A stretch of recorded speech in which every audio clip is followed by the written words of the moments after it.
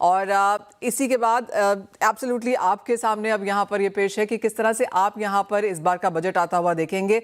तो सिराज जी, सबसे पहले आपको एक तो ये कि पिछले साल के बजट के बाद एक साल कैसा गुजरा, हमने क्या कुछ यहाँ पर एग्जीक्यूट होते हुए देखा, और इस बार के बजट से क्या एक्सपेक्टेशंस हैं?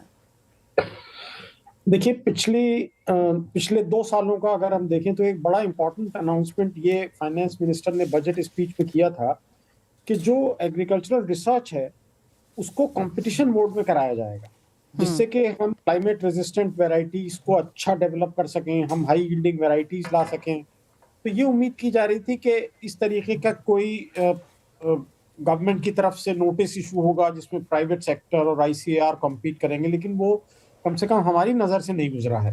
तो मैं समझता हूँ कि एक अच्छा इनिशिएटिव अनाउंस किया गया था, क्योंकि देखिए हॉर्टिकल्चर अगर हम लें तो हॉर्टिकल्चर में जितना इम्प्रूवमेंट हुआ है पिछले 20-25 साल में, उसमें ज्यादातर सीड्स में कंट्रीब्यूशन प्राइवेट सीड कंपनीज का है। उन्होंने नए नए सीड्स डेवलप किए, तो ये बहुत जरूरी है कि प्राइवेट सेक्टर को इसमें इन्वॉल्व किया जाए।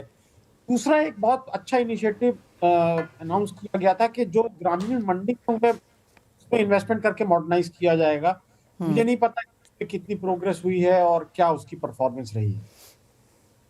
तो सिराज, ये तो पिछले बजट्स हैं और on ground slide question mark जैसे आपने कहा, लेकिन अब इस बजट से क्या एक्सपेक्टेशंस हैं? जो कुछ अनाउंस किया गया उसे पुश करने की बात है, इम्प्लीमेंटेशन का कुछ फ्रेमवर्क आता हुआ देखें, और इस बार के बजट से अब क्या एक्सपेक्टेशंस है? क्योंकि काफ़ी कुछ बदला है पिछले एक साल में, जियोपॉलिटिक्स के तौर पर, इंडियन मार्केट्स के तौर पर, मौसम के लिहाज से भी, इंफ्रास्ट्रक्चर है, इनपुट कॉस्ट है, काफ़ी जगह हमने फेरबदल आता हुआ देखा।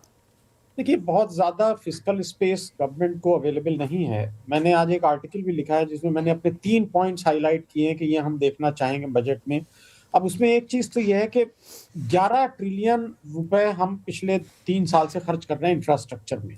वो सारा इन्वेस्टमेंट जा रहा है रेलवेज में, पोर्ट्स में, हाईवेज में, वगैरह वगैरह। पूरे देश में एक भी ऐसी एपीएमसी नहीं है जो ग्लोबल स्टैंडर्ड की हो। अब आप देखिए, दिल्ली तो यूनियन टेरिटरी है, तो दिल्ली में अगर इन्वेस्टमेंट होना है तो गवर्नमेंट डायरेक्ट इन्वेस्टमेंट करे, बजाय इसके कि एपीएमसीज एग्रीकल्चर इंफ्रास्ट्रक्चर फंड से लोन लें और उसमें गवर्नमेंट सिर्फ 3% का इंटरेस्ट सबवेंशन दे। तो ये हमारी पहली एक एक्सपेक्टेशन है कि इसको पूरा करने की कोशिश होनी चाहिए। दूसरी बात यह है कि ये तीसरा साल है जब फ्यूचर ट्रेडिंग पे पाबंदी लगी हुई है, कोई क्लैरिटी नहीं है, साल दर साल इसका एक्सटेंशन होता है। तो गवर्नमेंट को एक एक्चुअली अपनी पॉलिसीज को रिव्यू करके ये क्लियरली बताना चाहिए कि ये बैन रहेगा, हटेगा। अगर ये हट जाना है तो उसको अनाउंस करें, और अगर ये अगले 3-4 साल तक रहना है तो वो अनाउंस होना चाहिए, क्योंकि फार्मर्स को कुछ पता नहीं है आगे क्या होने वाला है। आप देखिए, कई ऐसी कमोडिटीज हैं जिसमें प्राइसेस अभी भी, सोयाबीन अगर आप ले लें, उड़द ले लें, तो प्राइसेस एमएसपी के नीचे चल रहे हैं। कर्नाटका में प्राइसेस तूर तक के एमएसपी के नीचे हैं, काफी चीप इंपोर्ट्स आ गए। तो कई चीजें हैं, लेकिन मुझे लगता है गवर्नमेंट के पास फिस्कल स्पेस बहुत कम है। डिफेंस का एक्सपेंडिचर बढ़ाना पड़ेगा। दुनिया एक अजीबोगरीब डायरेक्शन में जा रही है, तो हम उम्मीद कर सकते हैं।